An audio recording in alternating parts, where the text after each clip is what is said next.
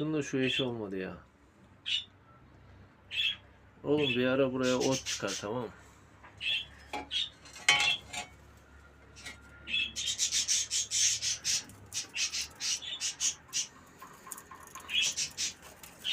Tamam. Hadi çıkar.